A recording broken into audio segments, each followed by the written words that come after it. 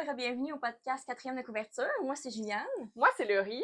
Puis oui, bienvenue donc pour un nouvel épisode. Oui. Aujourd'hui, on a décidé, en fait, étant donné le 12 août qui s'en vient bientôt, de vous faire un petit épisode 100% québécois. Oui, c'est ça, parce que maintenant, on sait à chaque année la journée du 12 août, justement pour encourager les gens à acheter des livres québécois. Puis on s'est dit, pour vous donner des idées, Voilà. on allait vous parler de nos livres québécois préférés, de nos auteurs préférés aussi. Tu sais, ça reste que, bon, on n'est pas obligé de juste attendre le 12 août. Ben non, pour lire du effectivement. québécois, mais On peut en lire tout le temps. c'est ça. Mais vu que c'est un événement spécial, on s'est dit qu'un épisode sur ce thème-là fitait bien. Exactement. Pour en ce moment. Fait que comme ça, on va commencer par exemple avec notre trio, parce Oui. qu'évidemment, on n'a pas le choix. Pas le choix. Fait que c'est quoi le dernier livre que tu as lu? Oui, moi, le dernier livre que j'ai lu, c'est La floraison des nénuphars de Marie-Christine Chartier. Justement, un livre québécois. Oui, J'en ai lu plusieurs là, dernièrement pour l'épisode, mais effectivement. pour le plaisir aussi. Fait que si vous ne savez pas, c'est dans le fond la suite de l'allégorie des trucs arc-en-ciel. Tu veux que je le lise ici? Faut vraiment lire l'allégorie en premier.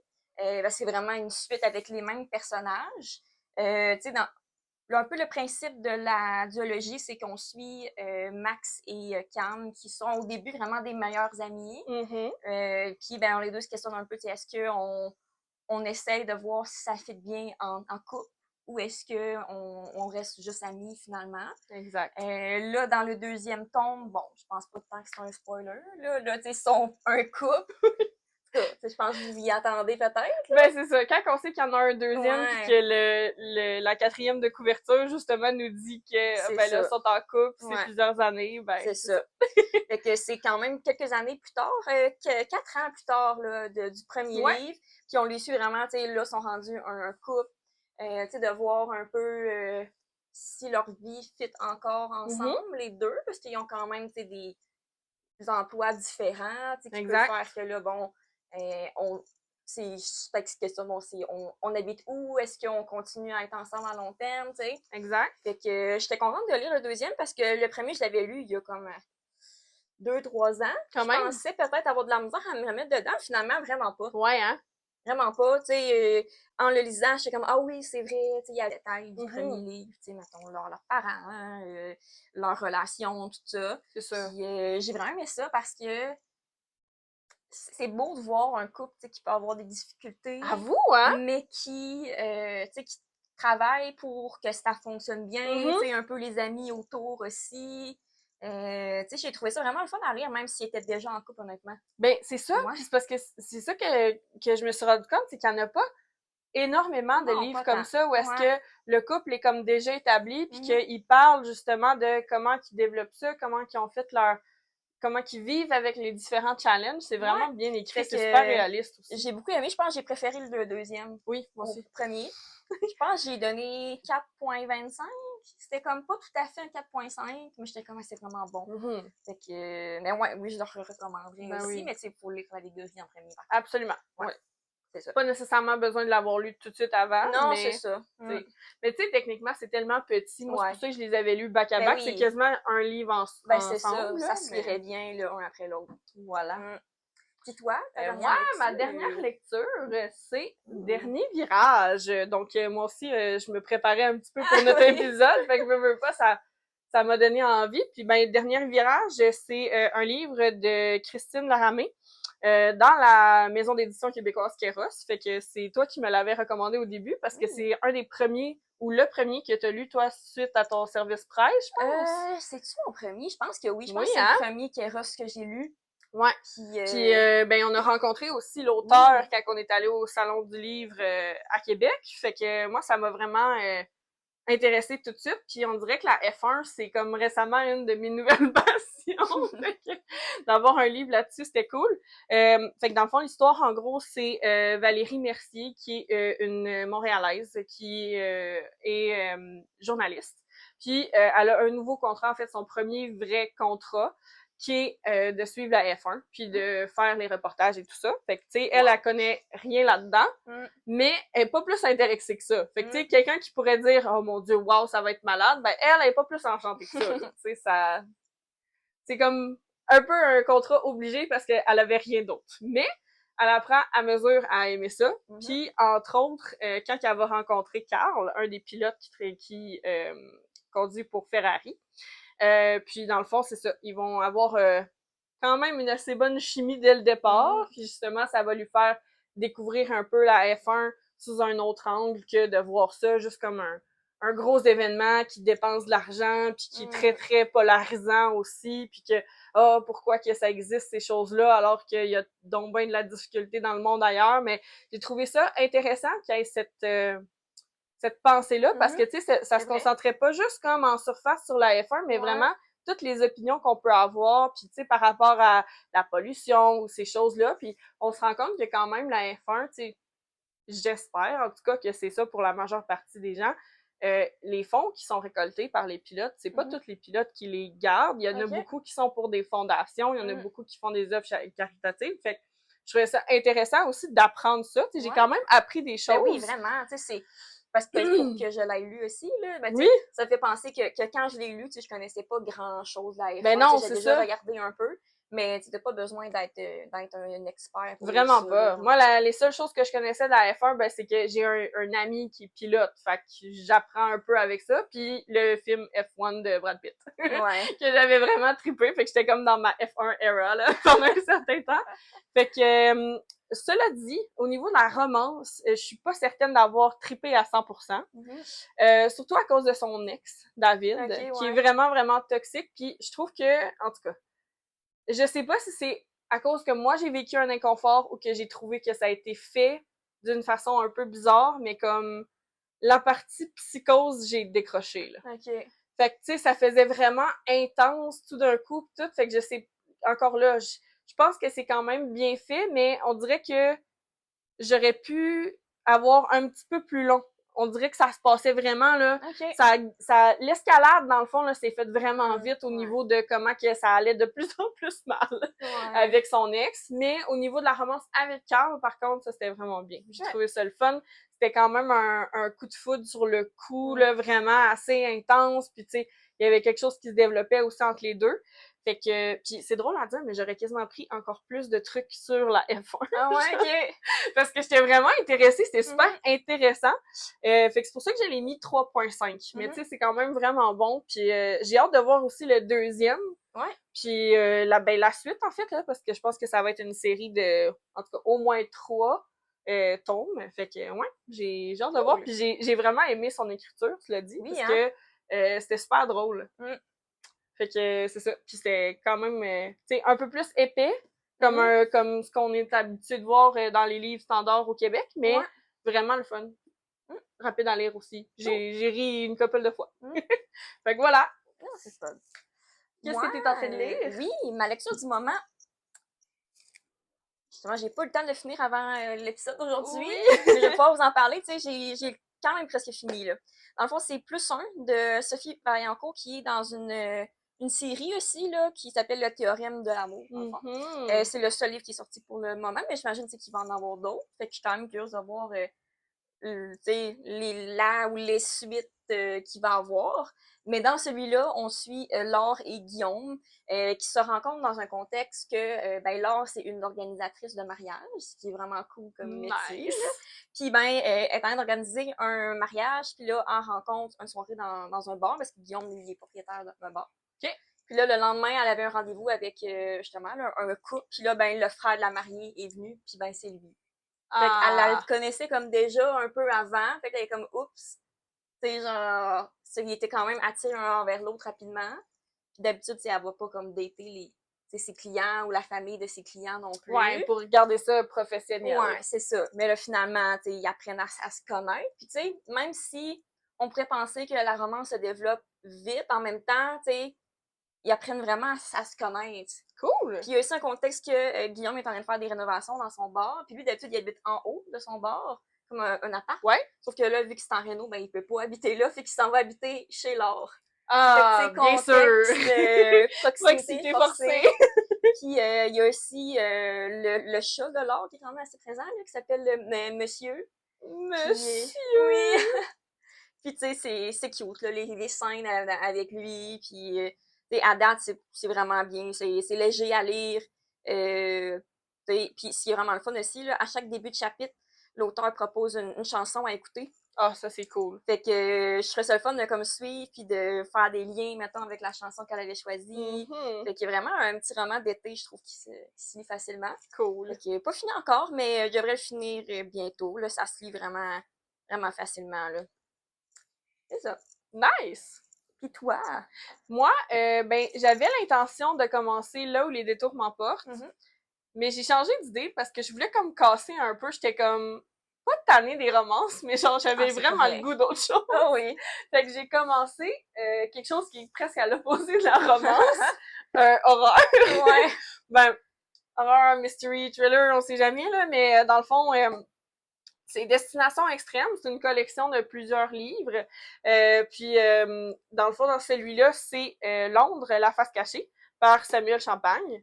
Puis, encore là, un livre québécois. Et celui-là, en fait, c'est que, ben, déjà en partant, le principe de Destination Extrême, je vais l'expliquer un petit peu tantôt, là, mais c'est vraiment comme des destinations où est-ce qu'on sait qu'il va se passer quelque chose de trash, ou même criminel, là, tu sais, là, on s'attend que ce sera pas la belle petite destination soleil, l'été dans le sable, puis tout va bien aller.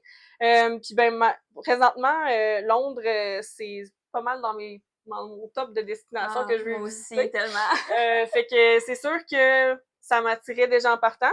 Là, j'ai lu comme une dizaine de pages. Fait que j'en ai comme vraiment juste un tout petit avant-goût.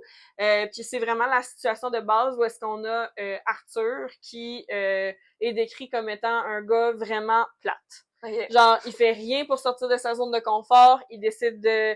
Tu sais, tous ses menus sont déjà décidés l'avance. Genre, le lundi, c'est ça qu'il mange. Le mardi, c'est ça qu'il mange. On repeat. Puis là, ben, sa relation est en train de chier. OK. Fait que c'est ça. Fait que là, il se fait traiter de plate, de whatever. Puis, dans le fond, en lisant là, la description de l'histoire, on sait que c'est justement ça qui va comme déclencher chez lui. Ben là, je vais lui prouver que je suis pas si plate que ça. Okay. Fait que c'est là qu'il va avoir recours à Dato, qui est l'agence de voyage noire. En vrai, je suis curieuse de voir à Londres, c'est quoi? Est-ce qu'il va, je sais pas, là, faire du tourisme? C'est quoi, genre, qu'il s'en va faire là-bas? Ben, dans le fond, c'est que, comment que ça fonctionne? Ben là, je peux l'expliquer tout de suite, là. Dato, dans le fond, c'est vraiment comme une expérience de voyage où est-ce que tu sais que il va y avoir quelque chose qui va mal virer ou que tu cherches quelque chose avec une sensation forte. Ouais, c'est ça. Fait que déjà, en partant, tu sais que tu te lances dans quelque chose que tu sais pas à quoi tu vas t'attendre. Fait que là, Londres, de ce que je comprends, ben, en lisant la description, là, c'est vraiment que, bon, juste avant de me laisser, ma blonde m'a accusée d'être rigide et plate à mourir. Pour lui démontrer et me prouver à moi-même que j'ai pas besoin de tout contrôler à la seconde près, j'ai demandé à une agence bizarre de m'organiser un voyage dont j'ignorerais tout. Puis ma principale requête, c'était me faire surprendre. Mais pas trop quand même. À mon arrivée à Londres, je me suis rapidement rendu compte que des visites comme celle du British Museum n'étaient pas au menu. Fait que c'est pas genre justement des spots de tourisme. C'est dans un musée, là. Exact. Fait qu'on m'a plutôt envoyé découvrir des endroits à l'histoire sordide et répugnante. Contrairement à Simon, un touriste qui semble effectuer le même circuit que moi, le macabre ne m'attire pas. Enfin, c'est ce que je croyais. Fait que c'est ça, c'est comme toutes des choses qui virent. Moi, j'avais déjà lu un autre tome, justement, qui va faire partie de ce que je vais parler aujourd'hui, dans cette série-là.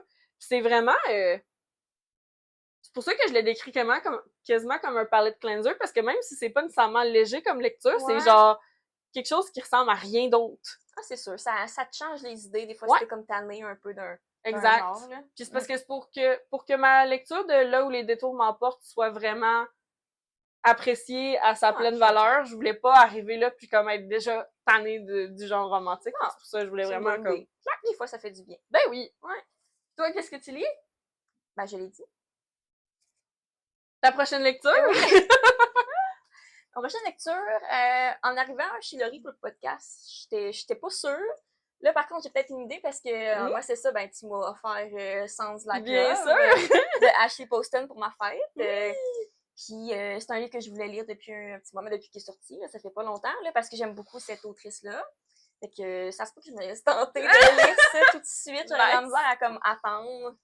de le laisser là parce que j'ai vraiment hâte de le lire. L'histoire a l'air fucking intéressante. Ben, c'est ça, parce que H.P. Poston, il y a tout le temps une petite touche de magie, mais tu sais, ça reste quelque chose de réaliste. C'est ça. Puis là, ben, dans celui-là, ça a vraiment rapport avec la musique. Ouais. Fait que je suis vraiment curieuse de voir qu'est-ce qui de va ce que se j'ai passer, entendu, l'histoire, c'est que la fille, elle a une musique dans sa tête, puis une voix d'un gars dans sa tête, genre, qui chante constamment.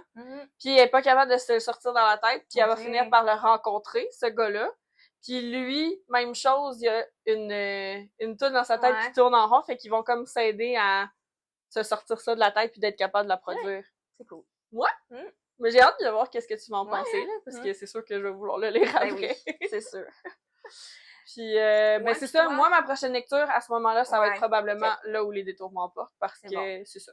Je voulais juste être capable de laisser passer un peu pour changer de genre complètement littéraire, mais c'est quand même quelque chose que je veux lire au moins cet été. Là. Puis, tu sais, peut-être j'en parlerai tantôt parce que moi, je l'ai lu. Oui, ben en fait, vu qu'on commence tout de suite on peut. Le sujet principal. Oui, on peut se lancer dans les recommandations. Ben oui. Fait que vas-y, je vais te le... Oui. Voilà. Me redonner mon livre. Oui. Donc, justement, Là où les détours m'emportent de Rachel Lucy dans la maison d'édition Kéros. Si vous connaissez pas Kéros, parce que là, commence quand même à être plus connu. Oui.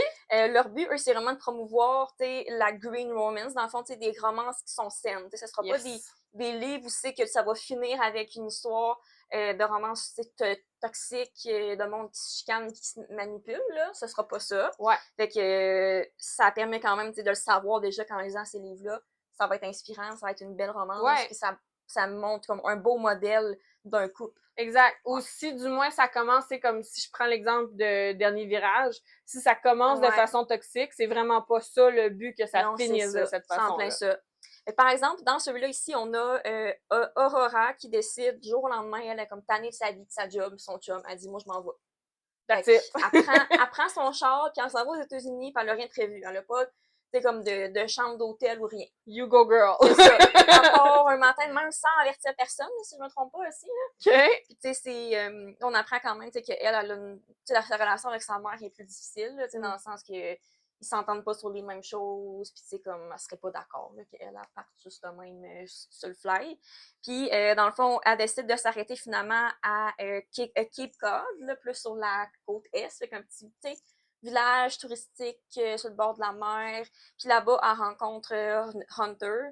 Puis, ce que je trouve beau, c'est que, justement, elle se redécouvre comme personne, C'est quoi qu'elle veut vraiment? C'est qui qu'elle est vraiment comme personne? Oui, il y a Hunter, mais elle rencontre d'autres gens là-bas qui, justement, là, permettent d'explorer autre chose. C'est cool, dans sa vie. Fait que ça se lit vraiment bien. Moi, je me souviens là, que j'avais beaucoup aimé ce roman-là de Kéros. Fait que j'ai hâte que tu le lises. Ben oui, puis en plus, tu m'avais dit que ça t'avait vraiment donné envie de voyager, là. Ah ouais, mais j'étais comme là, j'ai vraiment le goût d'aller à Cape Cod, moi aussi, ou genre juste un village sur la côte comme ça. Ça avait tellement l'air beau, puis relaxant, puis... C'est pas si loin que ça, en plus, quand tu y penses. C'est pas si loin, parce que, tu sais, c'est ça, au début, elle était partie de même, elle aurait pu se retrouver n'importe où, mais elle a comme arrivé là-bas naturellement. Ben voilà. Elle a comme laissé son corps décider d'être arrivé là-bas. C'est non, mais ouais, fait que genre tu le lis. Oui, c'est vrai. Moi aussi, j'ai hâte de lire.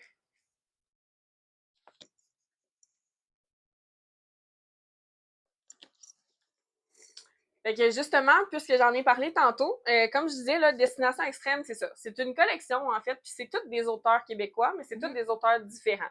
Puis c'est carrément des histoires indépendantes, fait que c'est ça qui est le fun aussi, c'est qu'on peut y aller vraiment... Oh, merci! Puis c'est carrément des histoires indépendantes, fait que c'est pour ça que c'est le fun, c'est qu'on peut les lire dans n'importe quel ordre qu'on veut. C'est ça, c'est pas une série. Non, c'est ça, exact. Fait que c'est vraiment toutes des destinations différentes. Moi, celui que j'ai lu, en fait, là, ça se passe aux îles Bimini, qui est dans les Caraïbes. Puis, c'est sur la fontaine de Jouvence. C'est écrit par Michael Archambault. Puis, dans le fond, l'histoire, c'est qu'il y a une mère qui a fait affaire avec l'agence d'Ato, donc l'agence de voyage un peu bizarre, un peu dark. Puis, dans le fond, c'est vraiment ça, c'est qu'elle cherchait là, de toutes les façons possibles pour guérir son enfant qui est atteint du cancer, un cancer du cerveau incurable. Puis là, elle s'est dit, garde, rendu là, j'ai rien à perdre, on va y aller pour quelque chose de complètement ésotérique, la fontaine de jouvence. C'est prouvé que ça guérit tout, ça te rajeunit, comme un mythe, un peu. Exactement. Fait que tu sais, c'est pour ça que au début, tu te demandes, genre, OK, mais elle est complètement folle de faire ça, là, mais tu comprends que, à mesure que tu lis, tu dis, ouais, elle est pas folle, finalement, tu sais, parce que tu te rends compte qu'il y a quand même plus de secrets autour de cette fontaine-là que ce que tu peux penser. Puis, ben, évidemment, elle va se retrouver les pieds dans les plats, fait que, sincèrement, moi, ce livre-là, je m'attendais à rien, puis j'ai vraiment été agréablement surprise. Puis je pense que c'est un peu ça qu'il faut qu'on fasse en lisant en particulier ça, parce que c'est quelque chose que j'avais jamais lu avant. C'est pas fait pour être horreur, c'est comme vraiment un entre-deux entre mystère, horreur. Tu sais juste pas qu'est-ce que tu vas vivre, ça va pas nécessairement être dégueu. Bon, c'est sûr que c'est quand même, il y a des descriptions graphiques là, de cadavres, des choses comme ça, mais le but, c'est vraiment juste comme, tu sais pas à quoi tu vas t'attendre, puis il y a bien des bouts où est-ce que je tournais là, page après page, là, puis ça, c'est vraiment le fun de vivre ça dans une lecture en général. Puis ben c'est ça, j'ai hâte de voir si ça va être ça pour tous les livres, parce qu'évidemment que Michael Archambault, tu sais, je connaissais déjà son écriture, je vais vous parler de l'autre livre que j'avais lu de lui, mais c'est ça. C'est pour ça que le deuxième que je suis en train de lire de Samuel Champagne, j'ai hâte de voir si ça va être carrément autre chose ou si justement, tu sais, ça va être le même style de livre qui va me permettre de m'embarquer vraiment là-dedans. Puis je trouve ça le fun aussi parce que c'est vraiment axé sur plein de destinations différentes. C'est vrai, Fait que autant on peut avoir quelque chose, une aventure qui est vraiment tropicale, comme là, Londres, ça va être vraiment dans la ville, dans les ruelles. Il y en a d'autres que c'est des forêts. Il y en a d'autres. Fait que tu sais, c'est comme pas si... c'est vraiment pas limité en termes d'environnement. Ben, tu sais, c'est varié. Oui. Tu sais, bien, j'imagine que c'est fait pour pas que ce soit trop répétitif non plus, parce que sinon ça devient plate, là. Ben, c'est ça. Fait que, c'est le fun. Fait que pour une série d'interconnectés que d'habitude, c'est comme ça se passe tout dans la même ville, ben là, c'est vraiment comme à la grandeur de la planète. C'est ça. Voilà. Fait que, je vous le recommande, honnêtement, Fontaine de Jouvence. Puis il y en a plein d'autres aussi. Fait que vous pouvez aller voir sur la collection, là. Voilà. Moi, le prochain livre que je vais vous parler, quand je l'ai acheté, c'est parce que j'en avais beaucoup entendu parler sur Instagram. Donc, Prendre son souffle de Geneviève Janel. C'est un tout petit livre, là, comme vous voyez. Il est tout petit, mais il fesse pas mal. Moi, c'est un des livres que j'ai lu de ma vie que j'ai le plus pleuré, honnêtement. Parce que il y a quand même un contexte triste de base. Donc, on suit Anaïs et Eden à travers leur relation. On apprend quand même rapidement qu'Eden a une maladie dégénérative assez grave qui fait qu'il va vraiment comme perdre plusieurs capacités fonctionnelles graduellement là, pendant le temps. Fait que, au début, même, c'était comme, ben, regarde, ça vaut pas, Eden était comme, ben, ça vaut pas la peine qu'on reste ensemble, parce que moi, je vais devenir handicapée, là, c'est inévitable. Mais Anaïs, c'est comme, non, moi, je veux vraiment t'accompagner à travers tout ce processus-là. Puis comment le livre est écrit aussi, c'est vraiment comme, Anaïs qui lui écrit un peu une lettre, puis qu'elle raconte leur histoire, dans le fond. Fait que c'est comme écrit au-dessus, mettons, là, comme si elle lui parle. Ce qui est vraiment différent. Les livres qu'on lit d'habitude. Fait que tu vois vraiment, c'est toutes les épreuves qu'ils peuvent vivre, le deuil autour de, justement, tu sais, savoir que quelqu'un qu'on aime beaucoup va finir par décéder, malheureusement. Fait que vraiment beau comme lecture. C'est sûr que c'est quand même intense, là. Fait que, tu sais, de le savoir d'avance que c'est sûr, c'est quand même difficile à lire. Mais si ça vous tente, je pense que c'est une lecture qui est vraiment inspirante et importante aussi. Fait que je voulais vous glisser un mot là-dessus. Je trouve que c'est vraiment un bon roman, c'est très bien écrit aussi. Ben oui. Oh, c'est cute. Oui, vraiment. Tu sais, j'avais tellement pleuré en lisant ça. Ah ouais. Parce que, tu sais, ça te fait questionner sur toi, qu'est-ce que tu ferais dans cette situation-là. Est-ce que tu resterais en couple avec la personne? Est-ce que tu la garderais dans ta vie, mais pas en étant en couple? Parce que tu sais que ça va mal finir. Ben, c'est ça. Est-ce que tu serais tenté d'aller voir ailleurs? Parce que tu vois la personne que t'aimes qui est plus capable de faire grand-chose. Je sais pas, qui est en chaise roulante, tout ça. Fait que ça amène spécial quand même. De questionnement de vie, éthique, de questionnement éthique de vie. Là, fait que c'est vraiment intéressant. Fait que mon prochain, c'est justement le premier livre qui m'a fait découvrir Michael Archambault. Fait que dans le fond, Michael Archambault, c'est encore là un auteur québécois évidemment, mais dans le fond, il est spécialisé plus comme dans policier, mystère, thriller. Fait que ça, c'est sa première série qu'il a écrit. Dans le fond, c'est des enquêtes de Gaétan Tanguay. C'est vraiment drôle parce que Gaétan, en fait, il a genre notre âge, là. C'est pas un vieux monsieur pantoute, c'est juste qu'il a un vieux nom, fait que c'est drôle. Mais il y a un peu des habitudes de vieux garçon aussi. Puis là, justement, pour ceux qui écoutent l'Omnium en ce moment, c'est le bon livre pour ça, parce que ça se passe à l'Omnium et c'est un crime, en fait, qui se passe. Samuel Cadieux, qui est un joueur de tennis connu. C'est évidemment un nom fictif, mais c'est ça, il meurt subitement. Puis là, c'est de savoir qu'est-ce qui s'est passé. Est-ce que c'est un suicide? Est-ce qu'il s'est fait droguer? Est-ce que... On sait pas. Puis là, t'as comme plein de monde qui gravite autour. T'as l'agent de publicité, t'as genre son rival depuis toujours. Tu sais, fait qu'il y a quand même beaucoup de suspects. Puis Gaétan, lui, dans le fond, il est pas du tout un enquêteur à la base, mais il est très intéressé par le sport puis par les statistiques. Fait qu'il connaît tout par cœur, autant sur le tennis que sur le hockey, que sur plein d'enquêtes. Fait que c'est pour ça que ça, c'est le premier, mais on en a plusieurs, puis c'est tout sur un sport différent. Fait que dans le fond, il y en a un sur le hockey, sur le soccer et sur le baseball. Puis, c'est ça. Pour les amateurs de tennis, honnêtement, lisez ça. C'est vraiment cool. En plus, il y a plein de références à des endroits à Montréal, parce que ça se passe vraiment majoritairement au Québec. Et à Montréal, d'ailleurs, là, en tant que telle, l'enquête. Fait que c'est super le fun. Puis, c'est quand même très familier là, comme langage, fait qu'on s'en rend compte sans nécessairement trop décrocher aussi. Fait que moi, j'ai vraiment aimé ça. Là. Honnêtement, ça me faisait penser un peu à une enquête de Hercule Poirot style Agatha Christie, parce que il y a comme beaucoup de traits, genre des tocs, des trucs de même, que finalement, tu te rends compte que dans ce contexte-là, ça va être utile parce qu'il remarque tous les détails. Fait que c'est cool. Ouais, c'est vraiment cool. C'est une bonne histoire. Moi, prochain roman, encore Rachel Lucie. On voit que je suis fan. Puis là, on est vraiment dans quelque chose de différent.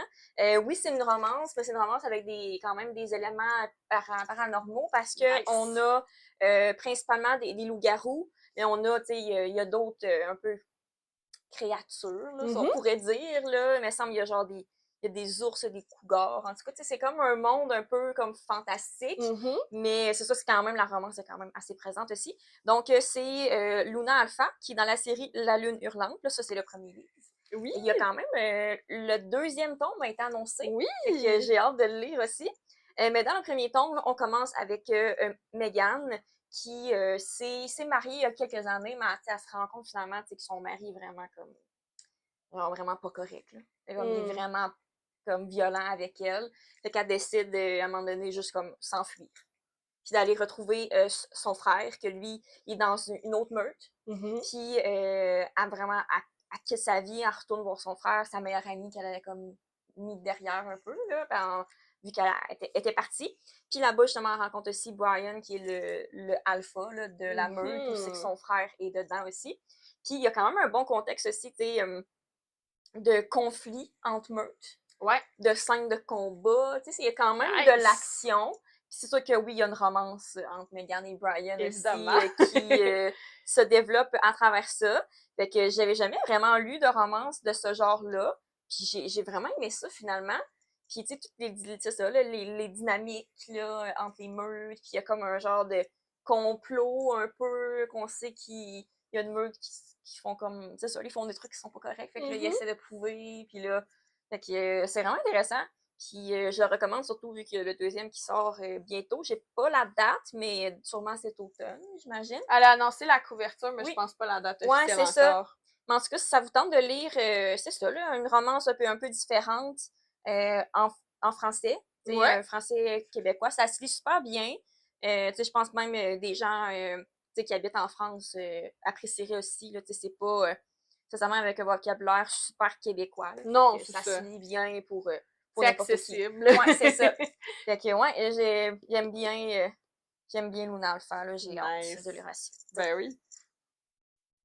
Moi, mon prochain, ça va être Le Garçon d'Ange de Marie-Christine Chartier, que j'ai acheté d'ailleurs l'année passée, pour le 12 août. Fait que c'est ce que j'avais décidé d'acheter, en fait, là, parce que, moi, c'est le premier de Marie-Christine Chartier que j'ai lu, et j'étais vraiment pas déçue. Fait que dans le fond, c'est l'histoire de Maxine, une fille qui habite à Québec, qui est d'origine plus au niveau du Saguenay.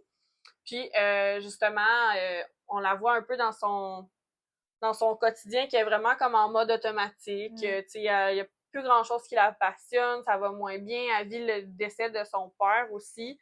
Fait qu'elle est vraiment comme en deuil, ça va plus ou moins bien. Puis là, ben justement, elle décide de passer un peu de temps au Saguenay, dans la maison de son père et sa famille, je pense. C'était comme sa maison familiale quand elle était plus jeune.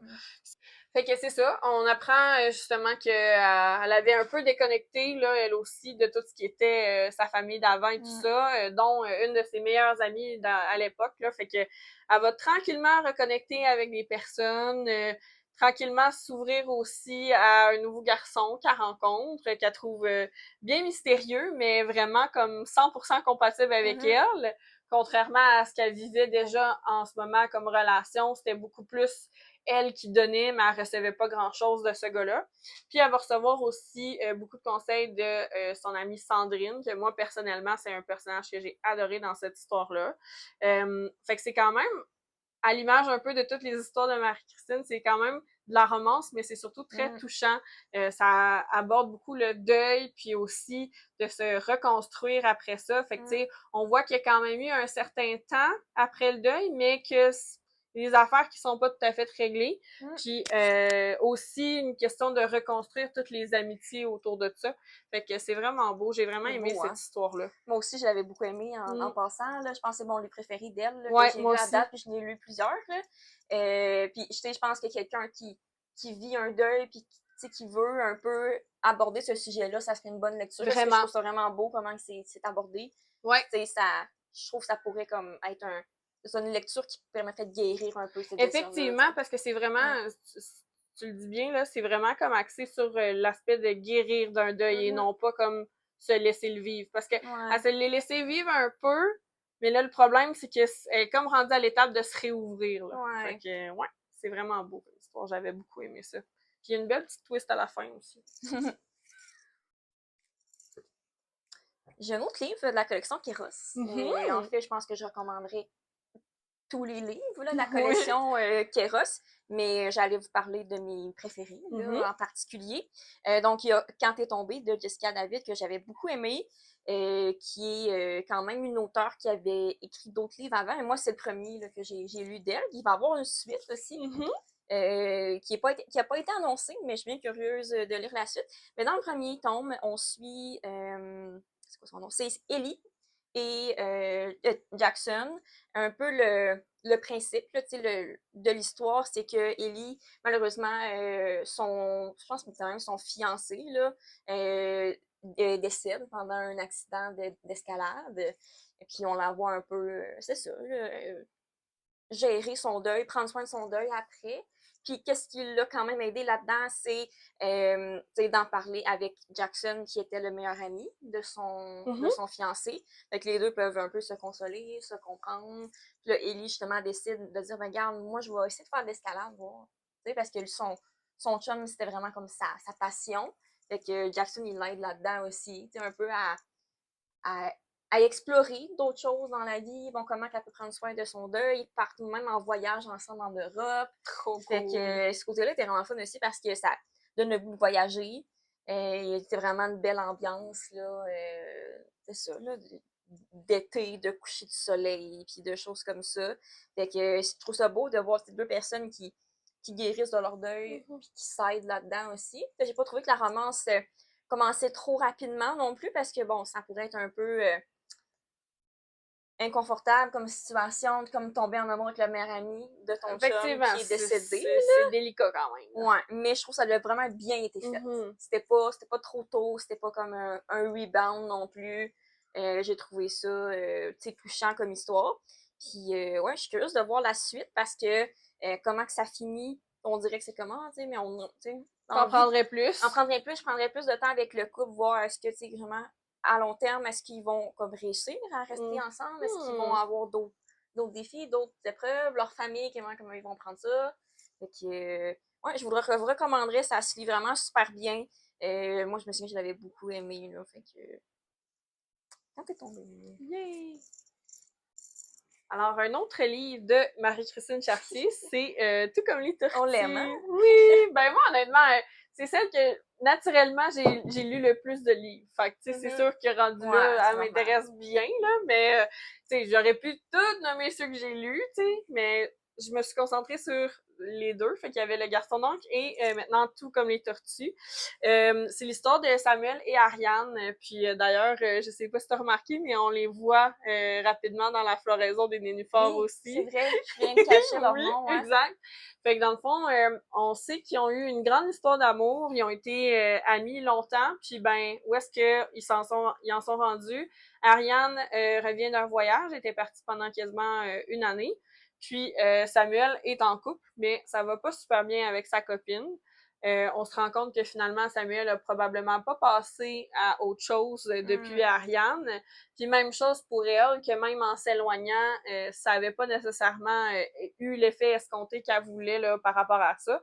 Puis on apprend graduellement pourquoi ils sont plus ensemble. Il y a quand même plusieurs éléments, mais il y a surtout un élément en particulier. Puis moi, c'est la première fois que j'en entendais parler dans une histoire, puis j'ai trouvé ça vraiment bien fait. Fait que, tu sais, encore là, moi, je trouve que c'est peut-être pour ça aussi que j'en ai lu autant, là. Marie-Christine Chartier, elle a cette capacité-là de rendre un sujet qui est quand même un peu... qui peut être très traumatisant, qui peut être très lourd, puis de le prendre d'une façon, justement, qu'on apprend à en parler, puis en guérir, puis d'y aller vraiment dans de la douceur. Puis je trouve que c'est une auteure qui est fiable. Tu sais, j'ai jamais lu aucun livre encore d'elle que j'ai été déçue puis que j'ai pas aimé ma lecture. Ouais, moi aussi. Fait que c'est ça. Puis évidemment aussi, il y a toujours une thématique avec le titre que t'apprends. Tu sais, ça fait partie de l'histoire. Puis justement, ben, les tortues en tant que telles, je vous volerai pas le punch, mais moi, je sais que j'en suis une. Fait que j'ai trouvé ça vraiment cute, comment ça avait été amené. Oui, c'est vraiment bon. Tu sais, c'est le seul qui te reste à lire, Je pense que oui. Je pense que je les ai tous lus sauf celle-là. Nice. Ouais. Mais tu vas l'aimer, c'est sûr. Ouais, c'est vraiment sûr, bon. parce que j'ai aimé tous ces livres. Fait que voilà, je vous le recommande beaucoup, celui-là aussi.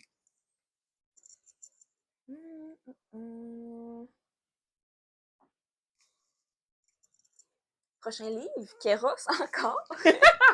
Vous le savez, je les aime, là, mais je trouve vraiment qu'ils méritent qu'on en parle. Ben, let's go! C'est ça.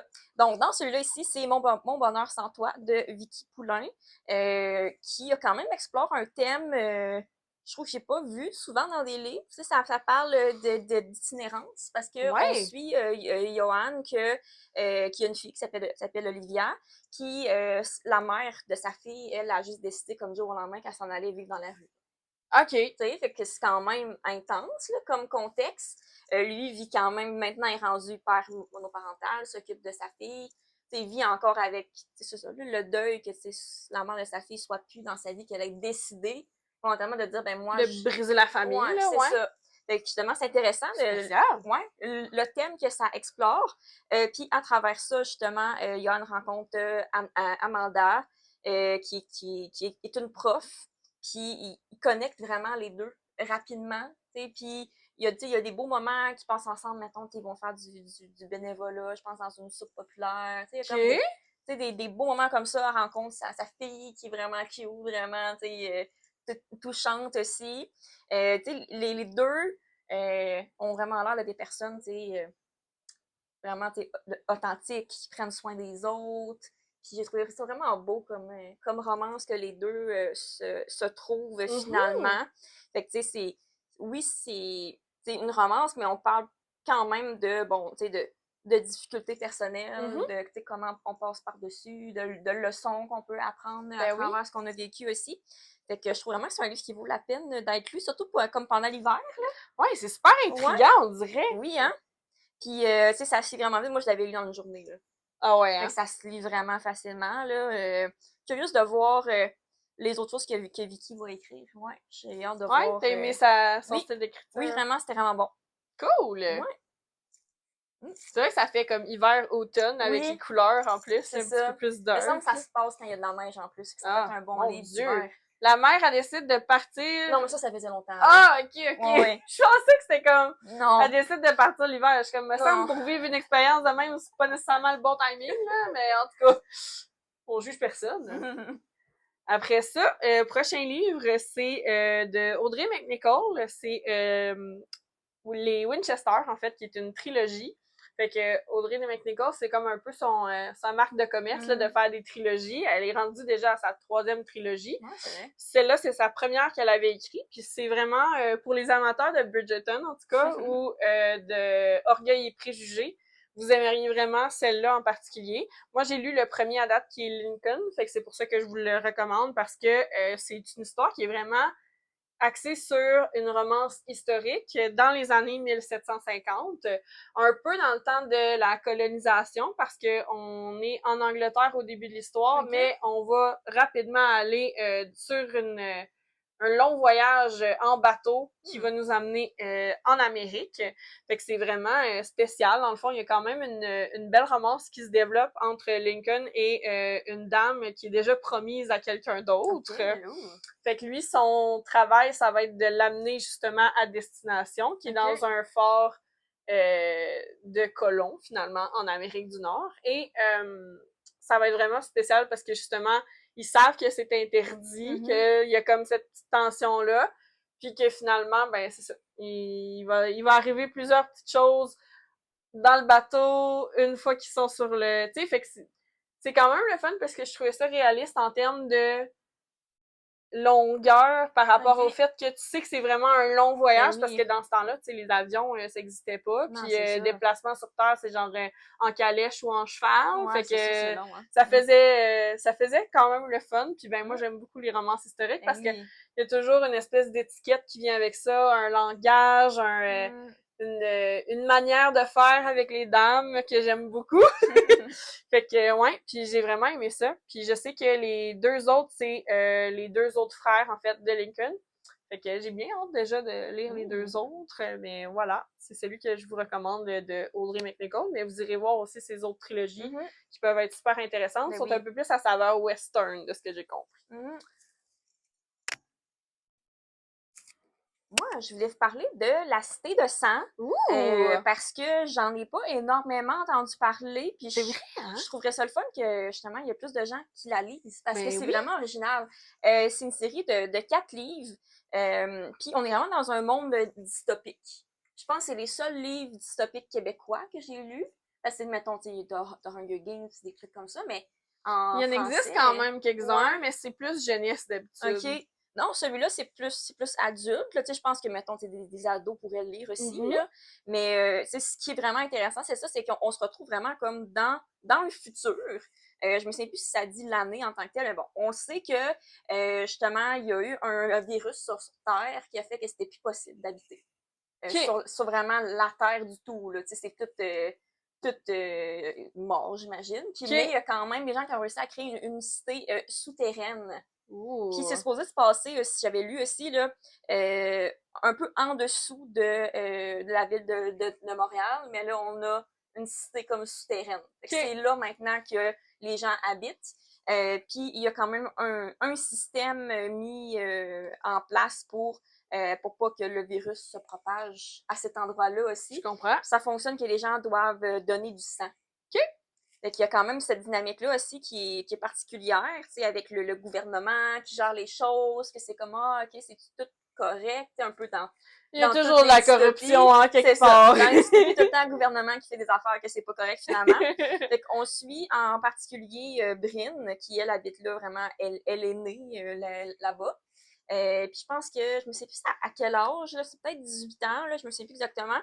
À cet âge-là, elle est comme un peu sortie de sa famille, puis elle s'en va habiter avec un homme, là, un gars que c'est comme supposé être son futur mari. Là. Ah ouais, c'est comme un système qui match des mariages arrangés, genre. Il match le monde pour qu'elle continue à comme faire des enfants, puis que la vie continue, tu sais. Puis là, elle découvre des secrets, un peu une genre de... Une équipe de rebelles, un peu, là, qui savent des choses, puis qui veulent un peu retourner au gouvernement, tu sais. Fait que c'est quand même... Bon, ça suit un peu peut-être le modèle de dystopie, mais l'histoire en tant que telle, avec le virus, tout ça, je trouvais ça vraiment original. Bon, ça me fait penser beaucoup à The Maze Runner, genre le labyrinthe, là. Oui, c'est vrai.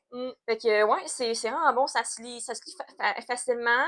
Il y a de la romance dedans, mais c'est un peu plus axé sur, comme, l'action, de qu'est-ce qui se passe là-bas. Ça peut être rafraîchissant, ça. Ouais, c'est ça. Si vous aimez, mettons, Hunger Games, là, c'est sûr que vous allez aimer ça. Là, c'est un peu dans le même style, pas pareil. Fait que moi, j'ai lu les 2 premiers tomes pour l'instant, que j'ai bien aimé. On dirait que j'oublie tout le temps de dire j'allais m'acheter comme le 3e tome. Mais c'est vraiment bon, là. C'est pas parce que c'est pas bon, là. Oui, mais c'est juste que j'y pense pas parce mais que... c'est un mood aussi, la C'est dystopie. ça, j'y pense pas parce que je lis plus en anglais d'habitude. Mais pour, c'est ça, quelque chose de québécois, je trouve ça le fun, parce que j'ai plus lu des romances à date dans un peu le genre québécois. Puis, ben moi, mon dernier, en fait, c'est Coucoum. Je l'ai lu récemment, en juin, et j'ai vraiment aimé ça parce que, justement, ça m'a fait réfléchir un peu que les Québécois, c'est ça qui est le fun aussi, des fois, de retrouver dans les histoires, c'est qu'on a quand même une culture qui est très riche en histoire, en folklore, tout ça.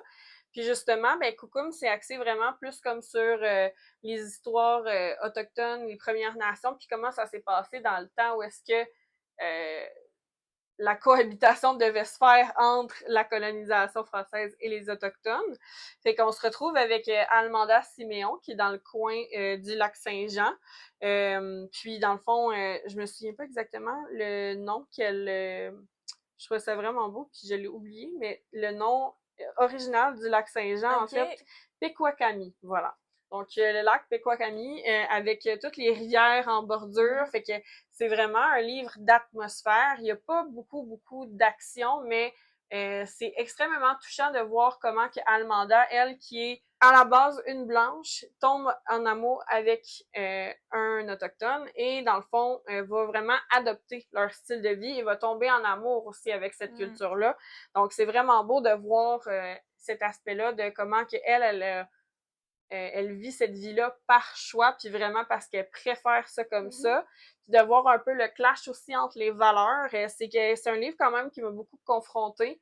J'ai versé quelques larmes aussi parce que veux pas, c'est pas tout beau ce qui s'est passé dans l'histoire de la confrontation là, entre les colons français et les Autochtones.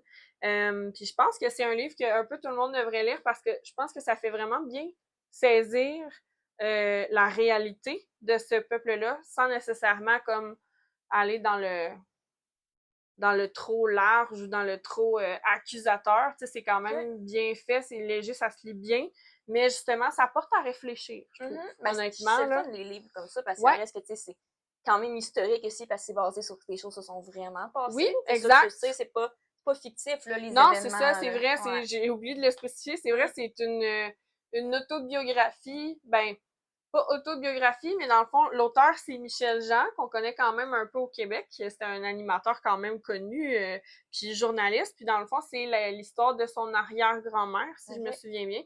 Puis justement, ben, le terme grand-mère en autochtone, c'est Coucoum. Fait que c'est ce que ça veut dire. C'est bien cute. Oui, fait que c'est vraiment une belle histoire, mais avec quand même beaucoup de passages où est-ce que c'est ça. J'étais pas très fière de comment on a géré ça en tant que société là, par rapport à des gens qui étaient déjà là, qui étaient déjà chez eux.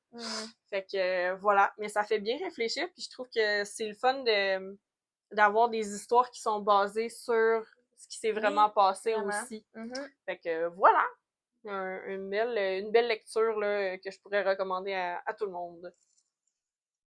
Moi, mon dernier livre que je vais vous parler sur une note plus légère que Coucoum, là, effectivement, là, on est vraiment plus dans le genre de la checklist que j'ai appris, que je lis rarement, mais celui-là, je l'avais lu il y a quelques années parce que c'était une amie qui me l'avait recommandé. Puis c'est une trilogie, en fait. Nice! C'est un week-end sur 2. Donc, on suit Caroline, qui est maintenant mère est séparée là, de son fait conjoint. Monoparentale. Oui, même si les enfants vont chez leur père aussi. Là. Oui. C'est quand même de la monoparentalité. C'est ça. Donc, une mère monoparentale. Puis, ça dit un peu un week-end sur 2. Dans le fond, c'est ça. Vraiment une semaine sur 2, ses enfants sont pas là. Fait que là, elle en profite pour un peu se découvrir comme femme, de comment recommencer à dater un peu. De retour sur le marché. Ouais, c'est ça. De recommencer à comme dater un peu. Fait que c'est intéressant de voir un peu, tu sais ça, quelqu'un qui a déjà des enfants, qui a déjà été en couple, bon, maintenant, où c'est que tu t'en vas dans la vie un peu. Puis c'est là que elle développe un peu une relation avec son pense que c'était son voisin, son ancien voisin, qui est quand même plus jeune qu'elle. Fait qu'il y a quand même cette dynamique-là. Intéressant. C'est ça, c'est le gars qui est un peu plus jeune. Il est quand même majeur, on s'entend. Oui, là, oui. Bon, j'espère, là. Quand même une limite. Puis justement, elle le connaissait. Je pense que c'était sa gardienne, je me souviens plus. Elle recommence à justement apprendre à connaître son ancien voisin. Il est un petit peu plus jeune. Fait que ça crée une dynamique différente. Au début, qui est comme pas sûre. Bon, est-ce que ça peut donner quelque chose? Est-ce que je le présente comme à ma famille, à mes amis? Fait que, tu sais, c'est un livre qui se lit vraiment rapidement. Tu sais, c'est écrit vraiment gros, là. Quand même. Fait que ça se lit hyper vite. C'est drôle, c'est léger. Oui, ben c'est ça. Le style Chick-lit, là, pour ceux qui savent pas exactement, là, c'est la romance à l'eau de rose, là. C'est vraiment comme... C'est très féminin. C'est comme souvent, d'ailleurs, des femmes d'âge mûr, si on veut, qui vivent des aventures amoureuses à l'eau de rose, là. Fait que, ouais, ben c'est ça. C'est toujours très cute, très drôle. C'est quand même réaliste, parce que c'est ça. Oui. C'est une mère, elle a un travail, elle a ses enfants, on voit tout ça. Tu sais, il n'y a pas normalement d'action, c'est vraiment comme ce qui se passe dans la vie de tous les jours. Puis je viens de me rappeler que le gars, justement, s'appelle William, son ancien voisin. C'est bon, ça. Fait que c'est vraiment le fun à lire. C'est vraiment léger. Fait que tu vois un peu leur relation à travers les 3 livres. Les autres personnes dans son entourage. Je savais pas qu'il y en avait 3, mais je savais qu'il y en avait plusieurs parce que justement, c'est drôle à dire, mais souvent dans les salons du livre, je vais le voir partout, ce livre-là. Mais je pense qu'il est quand même connu. Oui. Hein? Mais c'est ça, il y a 3 livres qui, honnêtement, tu sais, comme...